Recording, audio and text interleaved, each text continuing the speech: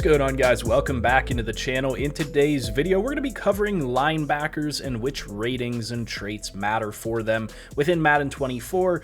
And this is one of the final positions that we really have left. And I don't think I've covered linebackers in many years. One of the things that I want to say at the start of today's video is that outside backers can be different depending on your system.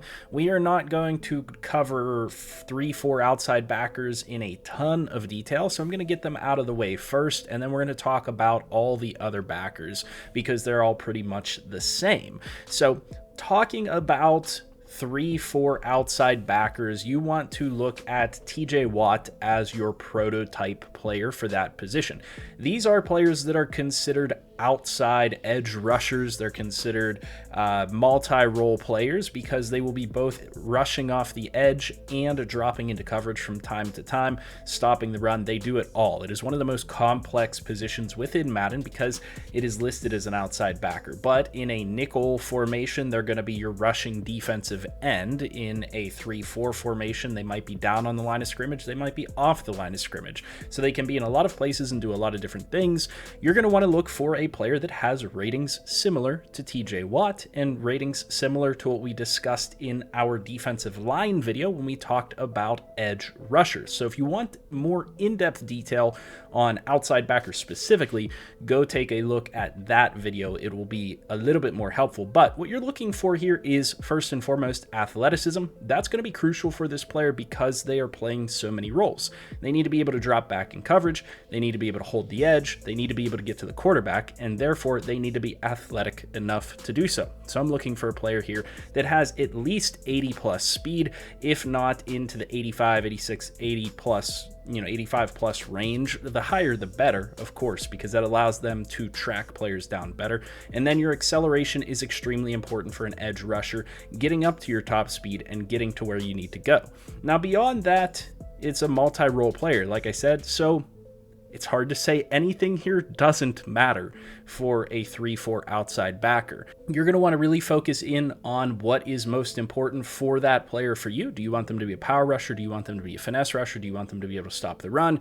Typically speaking, this is going to be a finesse rusher type of a player with a little bit of run stopping capability. So you're going to want to look at their finesse moves first and foremost, their block shedding, and then beyond that, things like tackle, pursuit, play recognition, awareness are all going to be relatively important. You're looking for 80 plus in those categories so that the player gets to where they need to go, they can diagnose, and they can play the different roles that they have to play effectively.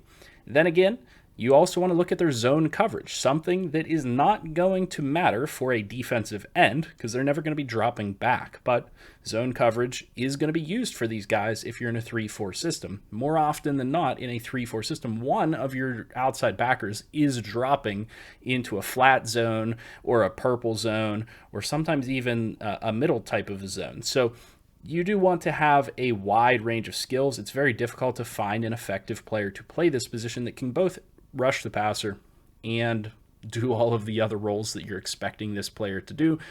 Some of the other things that don't matter too much, man coverage, not going to be too big of a deal. Not too often you're going to want or have your outside backer and man on somebody, but this player also has to be able to stop the run. So don't overlook strength, don't overlook impact blocking and those types of things because that will help these guys out.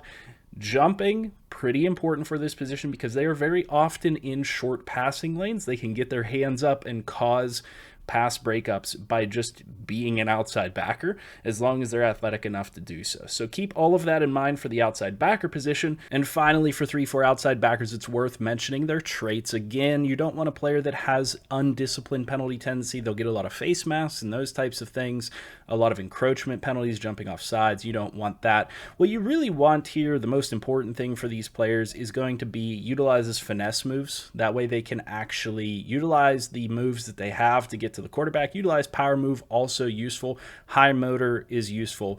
And then what you also want to focus in on here is their linebacker style. This is one of the things that has not been important for any other position until now, and that is pass rush, balanced, or cover linebacker.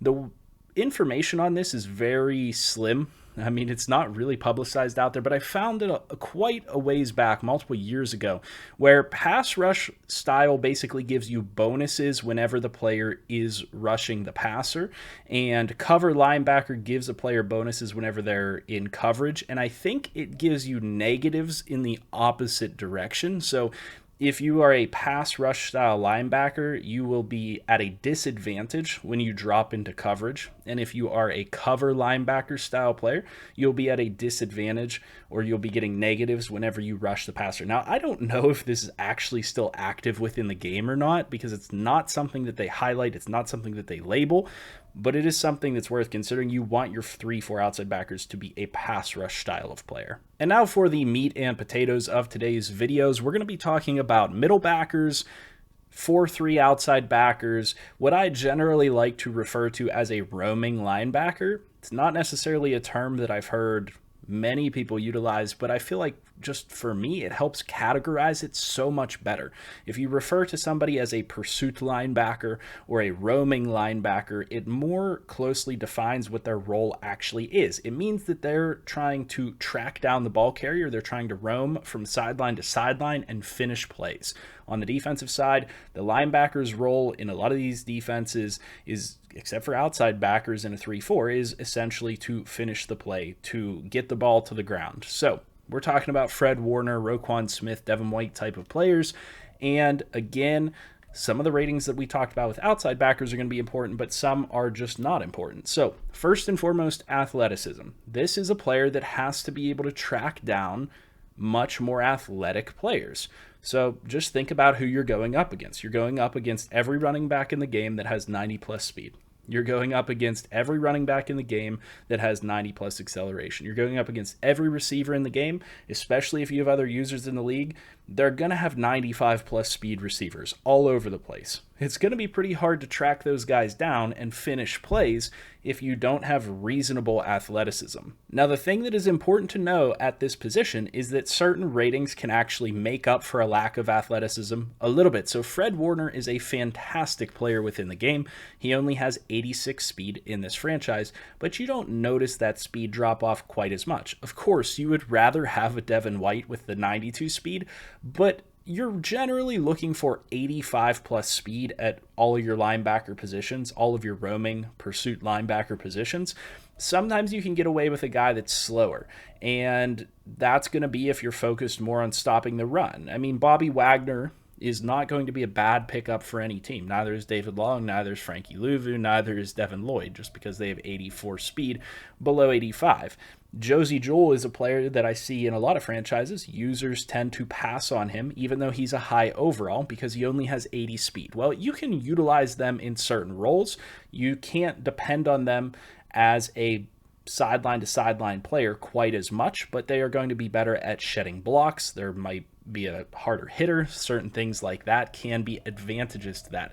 The other aspect here is a lot of people like to user their middle linebacker. That's the standard user position. So of course you're going to want to have better athleticism to be able to adjust and cover more guys, cover more space, break on the ball, and those types of things. One of the things that is severely overlooked here, and this has been a change recently within Madden, is a player's agility and change of direction. Speed and acceleration speaks for itself. It's your top speed, and it's how quickly you get up to that top speed. Very important for any defensive position, to be honest with you. But then we have agility and change of direction. Agility and change of direction are going to severely impact how well you can actually user this player as a linebacker. And to be honest with you, none of the linebackers here at the top of this list have what I would call serviceable agility and change of direction. You want 90 agility, 90 change of direction to be able to really be able to move as a user player on defense, to be able to change direction, to be able to break on the ball. Something like Fred Warner's 84-85 is really solid. Roquan Smith's 88-82 is really solid. But you're going to get a lot of fast backers in this game that have 78 change of direction. And so you will notice it's like their feet get stuck in the mud whenever you try to break in a certain direction, whenever you try to do those bigger changes of directions. Or if they have lower agility, like, 89 speed for Bobby Okereke, but only 82 agility, you will notice that they can't make those minor changes of direction quite as easily. So do not overlook a player's agility and change of direction, because you might think you're getting a crazy good linebacker because of their speed and acceleration, but in reality, they're going to be limited because of their agility and change of direction. Okay, so beyond that, what do we want our pursuit roaming linebackers to be good at? We want them to be able to tackle above all else. These players need to be able to finish the job. Otherwise, what's the point in them being there, right? If you get to the point of attack, if you track down that running back, you track down that receiver, and they're breaking your tackle, then you haven't done your job. So you need to have high tackling. Generally, you're looking for something in the high 80s to 90s. Now, that's not going to be the case for every backer. You can be serviceable here with 80 plus, but think about the break tackle rating of all the players that you're going up against. Running backs, almost all of them are going to have 80 plus break tackle in this game. They're severely overrated, but that doesn't change the fact that you're competing against that. So you want higher tackling than they have break tackling capability. As well, you're going to want decent hit power, because that's going to factor in to your player's size as well against the player's break tackle capabilities and their size as well, as to whether or not you can perform different types of tackles, hit sticks, cut sticks, just, base conservative tackles. You want to have good tackle, good hit power, and you want to have good pursuit. Pursuit is the main rating here that can make up for a lot for any type of roaming linebacker. If a player has good pursuit, they're generally going to be really good at taking an angle to the football and tracking that player down. Now, they might not be the best at diagnosing right away. They might not be the best at block shedding. They might not be the best at coverage, whatever it might be. But if they can pursue, then they're going to be able to do the job that you need them to do as a linebacker. You might just have to develop them, or you might have to supplement them. But those are your core attributes for a middle linebacker, is going to be tackle, hit power, pursuit. Now, beyond that, you want them to do their job well, and so play recognition and awareness are going to be incredibly important as well.